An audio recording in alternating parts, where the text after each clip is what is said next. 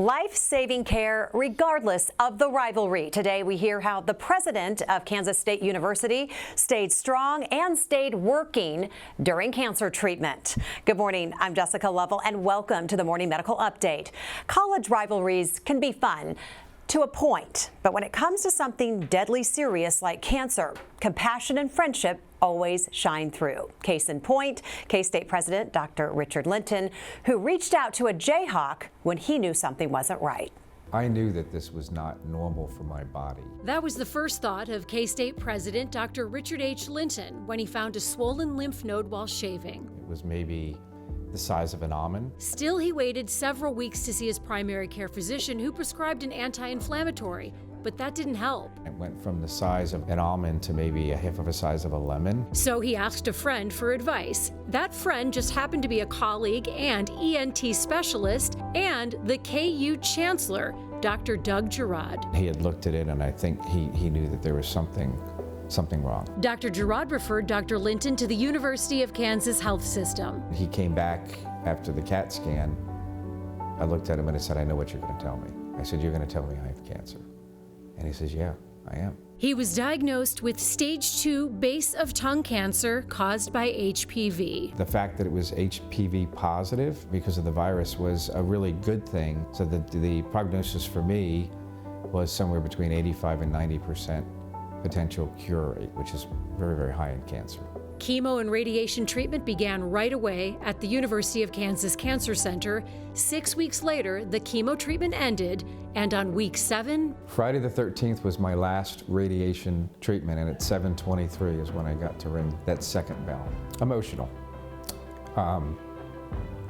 The end of a marathon, and got to do it with my wife and with my sisters. I rang a bell twice, once for chemotherapy and once for radiation. It was, the end of a very difficult journey. Incredibly proud, and just wanting that to be a moment of, we did it, and let's move forward. His wife, Sally, their children, Lily and Chris, and 3 sisters weren't the only family that supported him on this journey.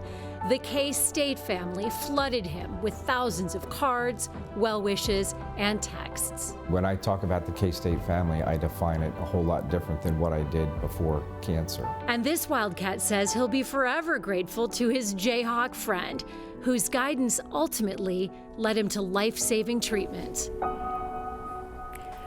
And we are so happy to have Dr. Richard Linton here with us, the president of K-State, front and center this morning with us today. So glad to see you. Good morning. Good to be here. Good morning. Great to have you. We also have Dr. Doug Girod, chancellor of the University of Kansas, also longtime head and neck surgeon here at the health system. Good to be sitting next to your friend, I'm sure. Well, thanks for having me back. Great to be here. Yes, good. We're looking forward to talking more about this. Across from me are 2 of Dr. Linton's doctors at the University of Kansas Cancer Center. Both of them are head and neck cancer specialists. We have medical oncologist Dr. Parkash Nupani. Hi, good to see you today. Thank you. Thank you for being with us. And radiation oncologist Dr. Gregory Gahn. Good to see you, Dr. Gahn. Great to see you guys again. Yes. Okay, full table and lots to talk about today. So, Dr. Linton, go back to those first warning signs. So, you noticed this lump. Any other symptoms or signs that alerted you to anything? Back in the middle of June last year, I noticed while shaving just on the side of my neck that there was a small, maybe almond-sized lump. And this lump continued to get bigger. It got about the size of my index finger. And it just would never go away, and it was a hard lump, and the more I read, the more I became concerned that it might be something more than just an infection. Interesting. Well, you were shaving, huh? Yes. Like you're just like down here on your lump, like where was it?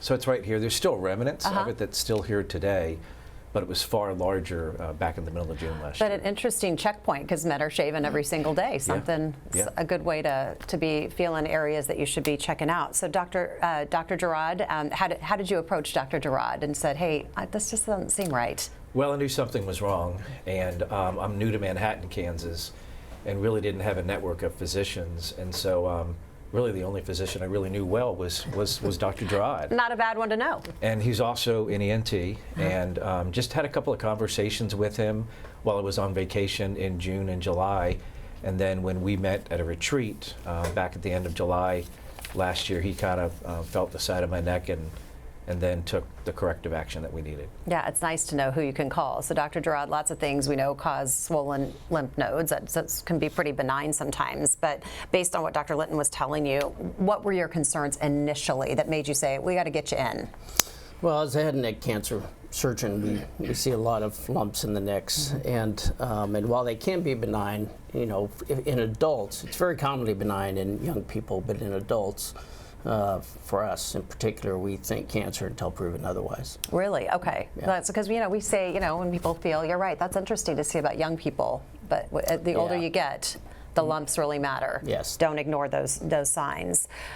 This was Dr. Linton's stage 2 base of tongue cancer. Is that right? That's correct. How did you process hearing that news? I think you go through all the different stages. I think in the beginning it's almost disbelief, but then it becomes, let me find out as much information as I possibly can, and let's attack it and let's go after it, just like I've tried to do in everything in life. And I had a great support system both here at KU and at home to be able to help me work through it. How'd your family handle the news and tackle it alongside you?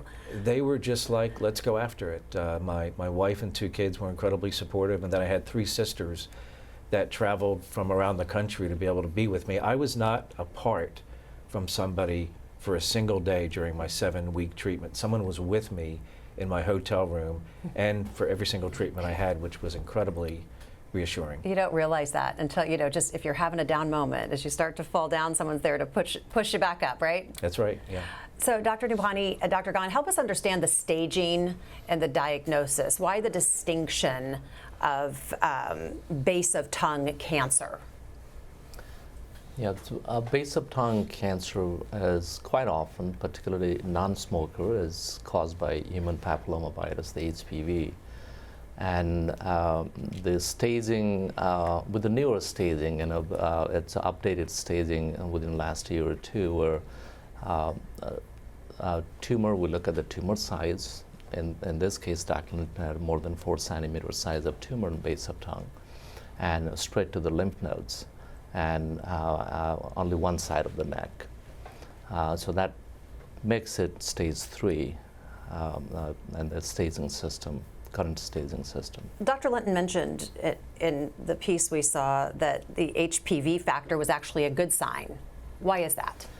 Yeah, no, the HPV is actually, you know, so it's, you know, it's a virus and everything like that, and it actually, you know, is associated with this type of cancer. So oftentimes, you know, we think of head and neck cancers being driven by smoking and by alcohol use, but this one, you know, being driven by a virus and everything like that, it's actually quite different, and it actually is centered mostly towards the oropharynx. And with that, we're seeing this rise, you know, in oropharynx, in this HPV-mediated oropharynx cancer. And so people have done analyses to actually kind of look at this and say, like, so how do, you know, older traditional kind of smoker-mediated oropharynx cancer patients do in comparison to HPV virally mediated oropharynx cancers? And those who have this do far, far better. And so they respond to our treatments better, and they also do better. So it's great. Maybe just number-wise, kind of put it into perspective, just, you know, how common this type of cancer is, and then maybe how rare it could become now that we have the HPV vaccine. Yeah. So I think in the United States, they predict roughly about 8,500 to maybe 9,000 cases a year of oropharynx cancer. But of that, it's like 80% of them. You know, it used to be that it was like, you know, well, we don't know what it was probably, you know, 30, 40 years ago, but nowadays it's about 80% of most oropharynx cancers are HPV mediated, just because we see this reduction in smoking in the United States, fortunately. So let's talk treatment. Instead of one treatment followed by another, Dr. Linton received chemo and radiation simultaneously. Why is that? So the purpose of chemotherapy is two ways, and one is to kill the cells, the microscopic metastasis, if something floating around. The second, and the most important factor in this case, is to help radiation work better. Chemotherapy sensitizes tumor cells for the radiation damage, and when we do radiation together, we have a better local response to the tumor. So, Dr. Linton, what were discussions like with your doctors and your teams? I'm sure you had lots of questions. Your family probably had lots of questions. Great. I don't think that there was ever a question that I couldn't feel comfortable in asking to be able to get a really good answer. What I would do every single day before I came to the doctors is I would have a notebook. This was a great recommendation that Dr. Gerard gave me early on. He says, keep a notebook. Write all your questions in the middle of the night to be able to make sure that you have them answered. And I typically ask the same questions to both doctors, and the answers were almost always the same response.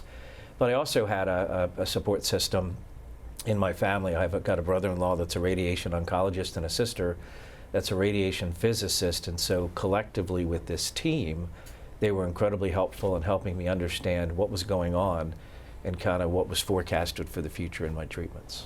Dr. Gahn, you provided some scans. Can you walk us through that and what we're seeing? Yeah, no, happy to. So these are Dr. Linton's what we call pre-treatment scans. So on the left, you have a CT, a computer tomography or CT contrasted scan of the head and neck, and then on the right, you have the PET-CT scan. So kind of what's been delineated there with kind of like that kind of cross there and everything, that's the size of his lymph node, and then after that, you can just see just to the right of that lymph node, there's this kind of abnormality that's kind of sitting where normally the normal opening of his throat should be, and that's where his base of tongue cancer is.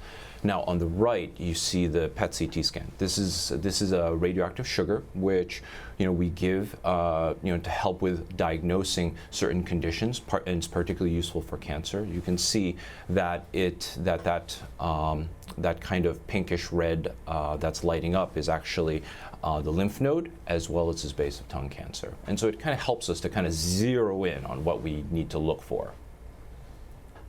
We seeing something different here? Yes, yes. So this is Dr. Linton's photon radiation treatment plan. So this is kind of, as you can see and everything, there's a whole bunch of rings and circles and everything like that. So this is kind of commonly how radiation oncologists look at their plans. And so we work with a dosimetrist, we work with our physicists, and then with myself, who help to delineate and define what our target is. So you can see within those within rings, they kind of help to cover both the primary tumor, the lymph node, as well as kind of the neck on both sides. And so on the left, you see kind of images of him kind of taken what we call axial scans, and then after that, the one on the right, coronal scan. So kind of you can see kind of that that three-dimensional look of kind of what this radiation treatment plan looked like.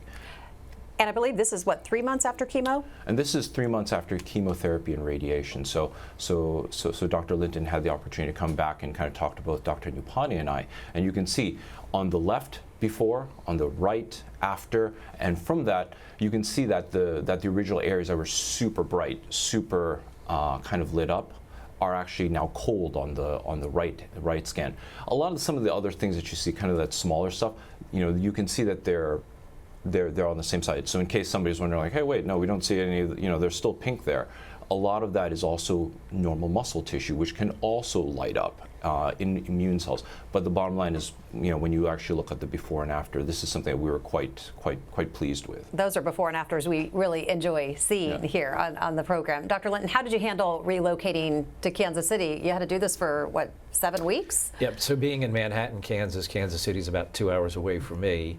So really the only way to do it and to lessen my stress level was to Sunday night head on out to Kansas City, and I stayed at a hotel in the plaza for 7 weeks and then would come home every Friday afternoon so that I could be home with my family on the weekends. And still during that time period, even during the most difficult times, I was still working somewhere around 55 to 60 hours a week, a lot of Zoom calls for me. So you were in the hotel down the plaza, yes. Working it, doing your thing. My treatments were done at 7:23 every morning. I was in the office before my colleagues were.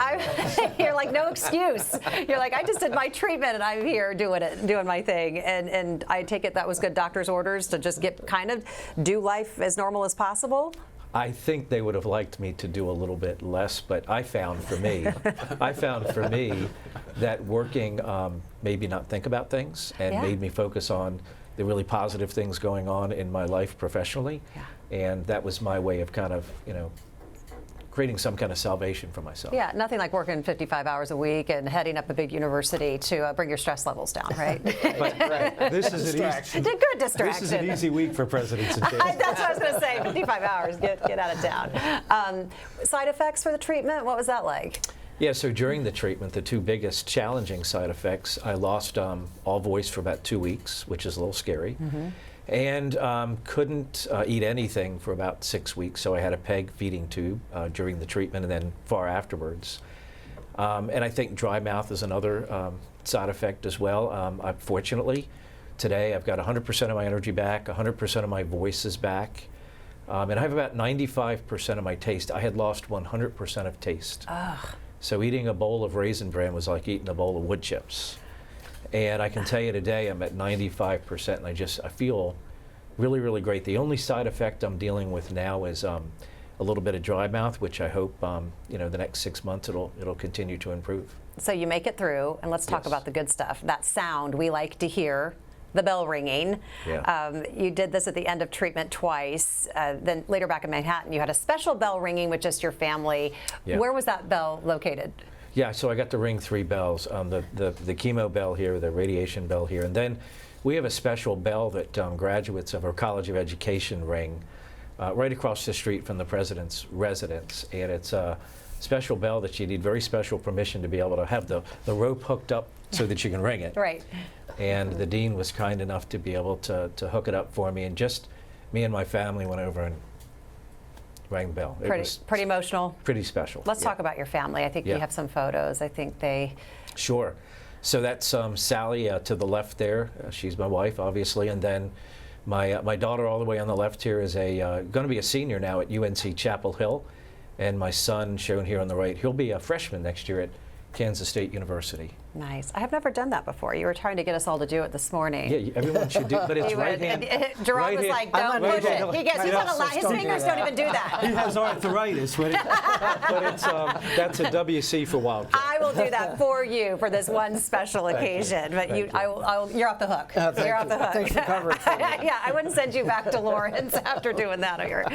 Okay, so let's talk about this K-State family. Yeah. They were there for you. How They did that were. redefine the whole meaning of kind of your work family? Yeah, so thousands of people reached out by text, by emails, by cards. In fact, every weekend when I'd come home, Sunday night before I head on back to the hotel, I'd take a bag of letters, and I'd read them over the weekend. Then I'd read them during the week just to give me encouragement. But they were just unbelievably amazing through the entire treatment, and they have been beyond as well. I'm very, very fortunate to be at Kansas State University and have that kind of a close connection with the K-State family. And then let's talk about this surprise gift at a recent Kansas Board of Regents meeting. What were you giving Dr. Gerard here? So this was our third time as a charm, kind of a gift. We were hoping to give it to him at the KU basketball game. Was this a surprise for you? It was a surprise for me, yes. Or to do it yes. at the Kansas State basketball game, but we did this at a Board of Regents meeting. So I don't know if you know, but the head of the Board of Regents, John Rolfe, also had a cancer diagnostics where Dr. Gerard was incredibly helpful at helping him as well. And so John Rolfe and I wanted to do something special to show our appreciation and our friendship to Dr. Gerard. And we just thought this was the right way to do it. So we took a couple of jerseys, a KU jersey and a Kansas State jersey, and we stitched them up together to be able to show that, like you said at the beginning of the show, being a colleague and being a friend is a whole lot more important and much more real than any competition that we might have on the basketball court or on the football field. Where are you hanging that jersey? Where are you going to hang It's in it? my office at home right now. Is it? I like Yes. that. You've had a lot of accomplishments, Dr. Gerard, but what's it feel like to know that you're truly helping, saving lives and just connecting friends and just being who you are? Well, when I stepped into this role 7 years ago now, I had to give up my full-time practice and of being a head and neck cancer surgeon and working so closely with this team on a regular basis. But I still have the opportunity to play traffic cop. Is how I like to think about it. The people reach out, whether it's President Linton or John Rolfe with the Regents, as you mentioned, and many others. Not necessarily with cancer, with all sorts of things. Yeah. But thankfully, I know some people, so You know a guy. I can usually get them connected to where they need to go to get their issues addressed. Well, And being so in that- I'm happy to do that anytime. Sure. Well, in that high Yeah, that kind of comes with the territory, being in that high profile situation. But I know you're happy to do it. If you're watching live, you can send your questions using the platform that you are on right now. You can use the chat on YouTube or Facebook. We are on the X platform, or you can email the Medical News Network. The information is right there on your screen. Let's get our COVID count this morning from Dr. Dana Hawkinson, Medical Director of Infection Prevention and Control. Good morning. Hi, it's good to be here with these guests. I think it is such an important topic for so many people, affects so many families, and I think it is one more opportunity for us to continue to encourage vaccination. We have a vaccine that prevents cancer, and we need to continue to encourage people to get that. Give it to your children. Children as young as 9 can get the vaccine. I would encourage, if you know any parents or families with young children, please encourage them to get this. So, yeah. All right, well, a reminder that this will be the final COVID count. Yeah. Hard to believe, but we are looking forward to Wednesday's episode of Open Mics with Dr. Stites. I know you're going to take a look back and dive deep into that, so we look forward to that. And it's kind of apropos, too, that we have Dr. Gerard here as well, because he was present for some of those really intense talks that occurred when we were trying to keep communities safe, both here in Kansas City and, of course, in Lawrence. So, it's good to have you here for sure. Great to be back. And we do selectively sometimes have 2 left hands, so we can't do that, WC. I know. That's all right. I know. I'm not going to catch you doing that either. I'm not going to That's exactly right. And just so we don't slide over that, four active cases. inpatients. So, just great numbers the last 2 weeks, those single digits, getting closer to 0. Obviously, we would like 0. Again, the pandemic, for the most part, for most people, is over. It does not impact their everyday lives, but we need to continue to be sensitive to some of our groups of people that it does impact their daily lives. So we have to remember there are preventive measures, vaccination, the new monoclonal antibody to keep those people who may not mount a good response to vaccination, and of course treatment. Always have a plan. If you have symptoms, test early. You may have to test a couple days in a row if it's at home, but have a plan with your doctor. And obviously, if you can take the antivirals, take the antivirals. They will help reduce your chance of hospitalization and severe disease. But overall, much better place than we were 4 years ago. All right, Hawk, plenty to discuss besides COVID, like bird flu and cattle. We mentioned this last week, the new rules for testing dairy cows as they cross state lines. It does start today, and the rules are a little less strict than we originally thought. Instead of testing every dairy cow that crosses state lines, the USDA is requiring farmers to pick up to 30 animals in a given group for testing. That is more pragmatic for farmers because testing each and every cow, quite an undertaking, I would imagine. So, Hawk, worth repeating based on what we know right now, bird flu, not a huge risk to humans? Yeah, absolutely. Right now, again, we have detected more and more dairy herds with influenza vaccine, influenza infection, H5N1, or highly pathogenic avian influenza. Right now, the USDA does have those testing requirements. It is important to understand that we do believe, and there is a little bit of good data, direct data, but also a lot of good indirect data showing that should infected milk make it to the supply, the pasteurization process should inactivate the virus. So really, for most people who do consume milk, if it does get to the supply, it is extremely low risk for causing infections. But certainly, we know that those employees that work with the cattle on a daily basis should take precautions to help reduce their chance of getting infected. Again, wearing masks, washing their hands with soap and water when they're done working with the cows, not eating or drinking around the cow or the work environment as well. All those things will help reduce. Remember, this is an infection that can cause up to 50% mortality. There hasn't been large, sustained human-to-human transmission. There has been some non-sustained human transmission. What does that mean? One person has shown to infect maybe 2 or 3 people, but it really doesn't get much past that. But nonetheless, we need to take it seriously. Humans are lower risk overall. So again, the milk supply should be less dangerous, and I wouldn't have a concern about it, especially, again, if you're drinking the pasteurized milk. All right, Hawk, thanks so much. We'll see you on Wednesday. Let's get to some questions and comments from our viewers. First one is from Ruth Ellen. Thankful to radiologists and doctors who know what they are looking for on those scans and images. So it's good to know. Also, are there any regular screenings for this kind of cancer, and who should be getting them? Screening, unfortunately, we don't have a regular screening to detect precancerous lesions. Unlike cervical cancer, the screening helps, but this type of cancer, we don't have those precancerous screening. But early symptom is the key thing to diagnose early outside of the precancerous lesion screen. So Dr. Linton did the right thing. He felt something didn't seem right, wasn't there before, and started asking questions. Another question, has Dr. Linton changed any health-related habits? Anything new you're doing? I'm eating a whole lot better, and I'm exercising, and that's because my wife is encouraging me Oh, I to bet do she's so. all over it. She is. My weight is less than what it was, and yeah, so I think it does push you into a much healthier lifestyle. And frankly, you know, people have said this to me as I was having treatment. You'll enjoy life more every day, and you do enjoy life more every day, and you have more of a purpose in what you do each and every day. Did you feel like you were just kind of going along and then all of a sudden something like this happens and it totally changes your perspective? How did it change for you? It completely changes your perspective. Things that used to matter a lot don't matter near as much as they used to. And you're just incredibly thoughtful about the work that you do, but you're also very thoughtful about the time that you can spend with your family. Last question, just in case we missed it, but just what are some typical first symptoms of back of tongue cancer?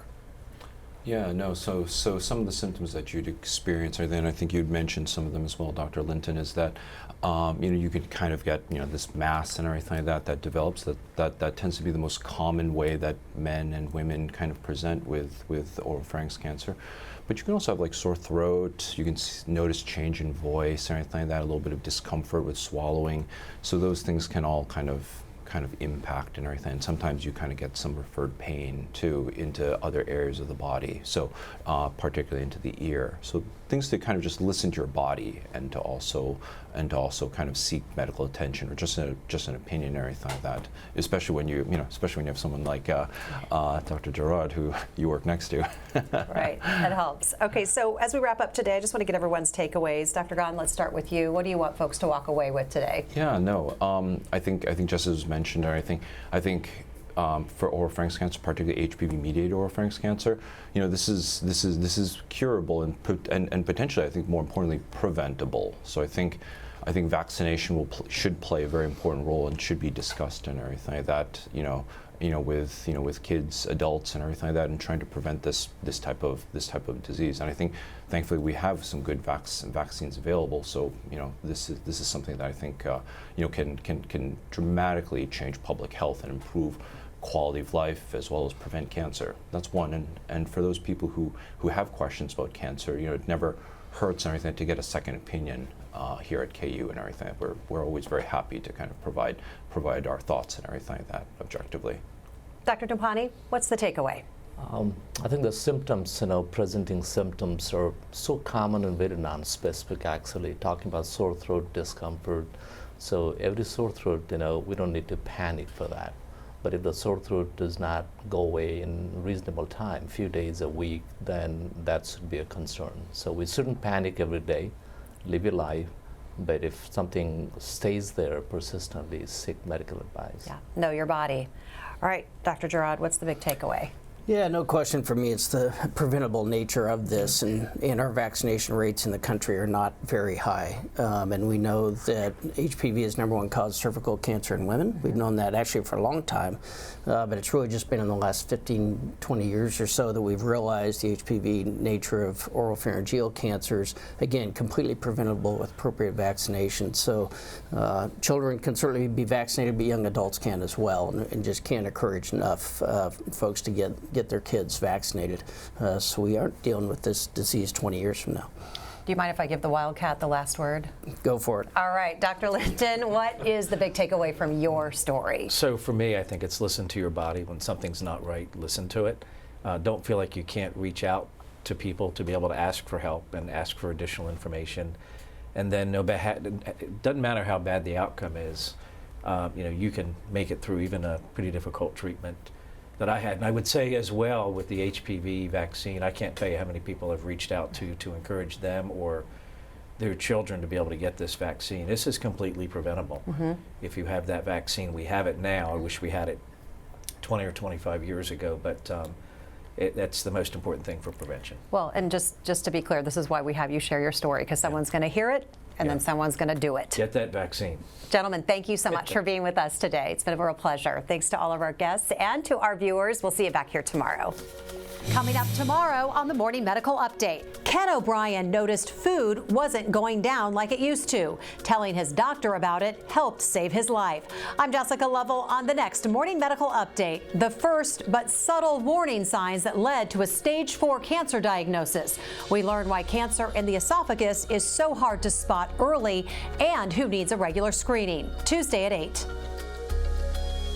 Subscribe to our Morning Medical Update and Open Mics with Dr. Stites podcast. Now, everywhere podcasts are available.